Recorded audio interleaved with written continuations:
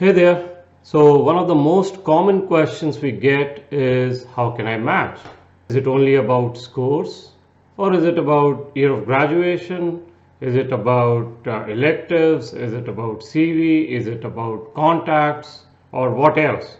Now there are only 10 rules to match. Now if you are an IMG, whether it's the first time you are applying or you are a repeat applicant, whether you have 250 plus or lower scores, or whether you have an older year of graduation, and if you follow these 10 rules, you will have a successful match. So listen on and we cover each one of those rules.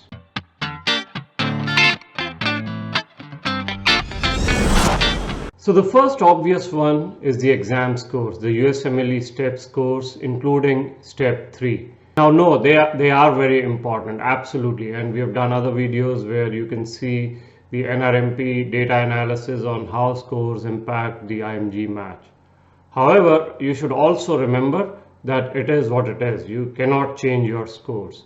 So if you've already taken the exams, including step 3, what do? So you need to be able to complement your scores with real world experience, maybe research, maybe hands-on experience, and we'll talk a lot about it, but don't lose confidence. Not everyone can get high scores and you cannot change your scores. So get them out of the way. If you've already done your step exams, it is what it is. If not, then yes, higher scores are always better.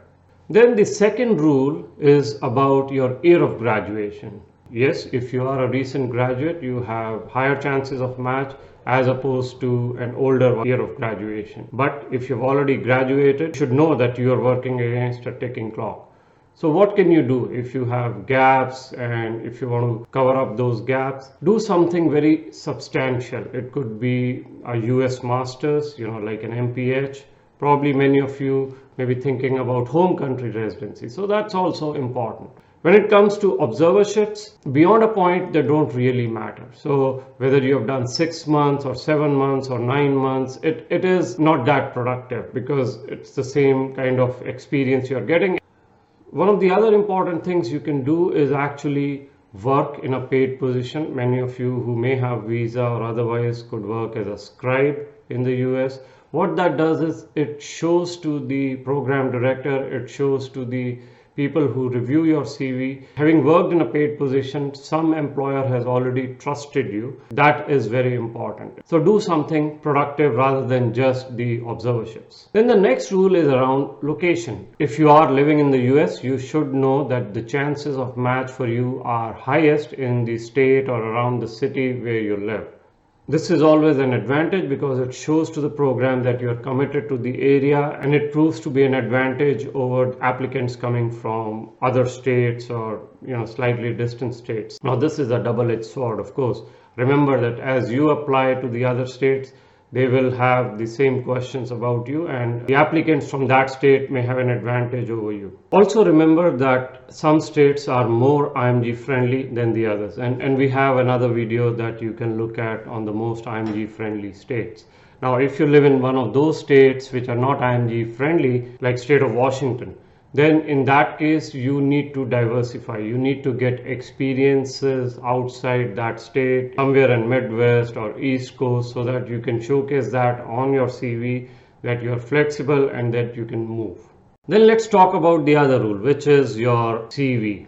Now CV is very important for older graduates and repeat applicants. So you need to analyze what are the gaps in your CV and how do you fix them. So the first thing you need to understand, as I mentioned earlier, observership have value, but beyond a point they don't matter. So find varied experience, because if you do only observerships, your CV is going to read like I observed Dr. So-and-so, patient history, physical exam, those kind of things. And beyond a point, they don't add value. So look for varied experience. This is one of the critical things that AMGs can do, and IMGs typically do not understand this. Varied experience really helps. So observerships, hands-on, research, etc.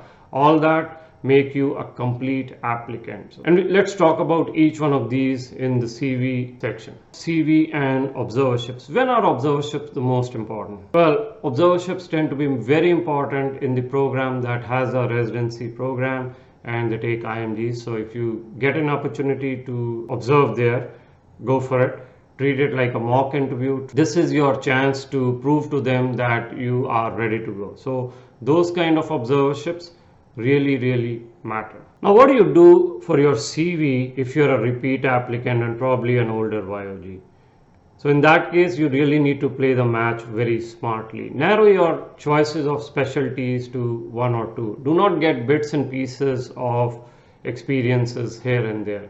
For example, focus the experience on that specialty that you want to go for. So whether it's psych or neuro, a lot of applicants, are interested in IM. However, their profile may not be IM, whether it's core or some other reasons.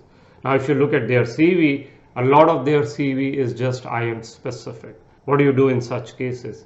In such cases, you have to look for experiences that are transferable. So what experiences have you done in past that may be useful to, say, psych, if you want to move to psych? And look for the experiences like that. So if you have a home country residency in OB/GYN, then a lot of your experiences can be used for a family medicine residency. If you are a repeat applicant, if you are an older YOG, focus on specialty specific experience and then look for transferable skills that you can bring from other experiences that you have done for the new specialty to focus on. So it's good to be smarter when it comes to your choice of specialty when you're a repeat applicant.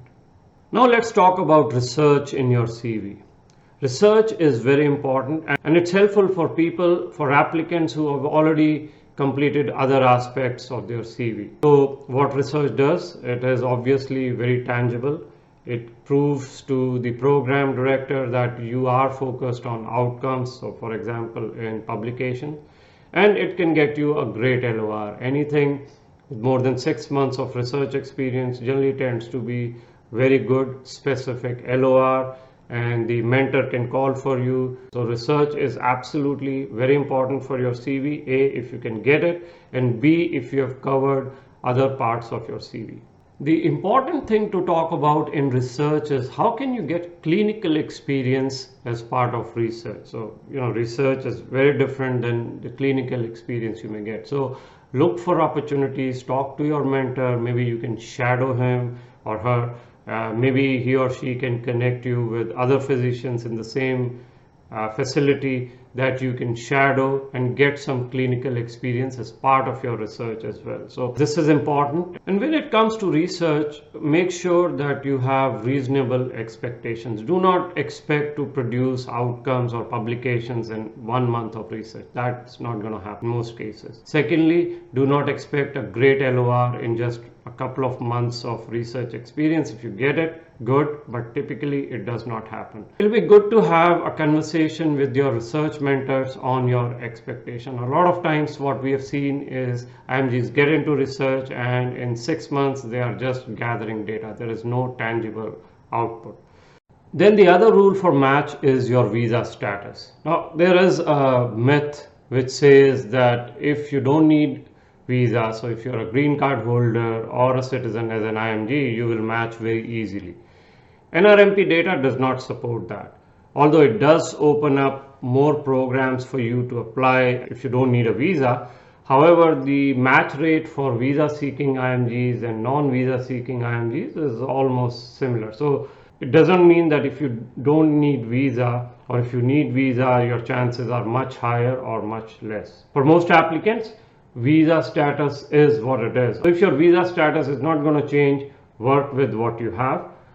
Important thing here is to carefully research the programs for your visa status and apply to those programs. It will save you a lot of money. Then one of the most overlooked rules of match is program outreach, or how do you communicate with the programs during the season. Remember, about 15,000 or so IMGs apply every year, and the number of programs, say in internal medicine, is about 450 to 460. So it's more a process of elimination than selection. How do you reach out to the programs? You should, based on your profile, focus on select programs, maybe 30 to 40. Do not send generic emails if you're looking for experiences, observerships, or research in that program. Study those programs well. And then send out very customized emails telling them why you want to do an observership or research with the faculty there. Build your network within those focus programs if you can. Program selection, program communication, and outreach is one of the most important rules, but a lot of IMGs just miss it. Program selection obviously is one of the rules of the match. You need to apply to programs that fit your CV, your score, and the other profile. So spend your time in researching the programs. For example, university programs focus on research, recent graduates, versus community programs may focus more on applicants that have hands-on experience, that have more US clinical experience, so that they don't have to train them on day one. So these kind of factors are important. Look at the profile of the residents if you can. Look at some of the other factors that will help you align with the type of program you are a fit for. Program selection continues to be very important. A lot of IMGs just waste money applying to programs which are not a fit to them. The other rule for match is the contacts. And this is where the definition of contacts for an IMG tends to vary quite a bit. Most IMGs think contact meaning my uncle or aunt or spouse works in that program, so I can match easily. Now, definition of contacts in the US perspective, the US culture is professional contacts. However, if you are spouse of an attending or your spouse is a resident, then your chances of match in that program obviously are very high. But in general, when they talk about contacts, it is about professional network. So build your professional network. Go to relevant conferences. Use your observerships, your research to get more professional contacts that can help you during the match. And a lot of times your mentors, your research mentors or attendings may be willing to call for you to get you the interviews or even to get you on the rank order list. So these things happen.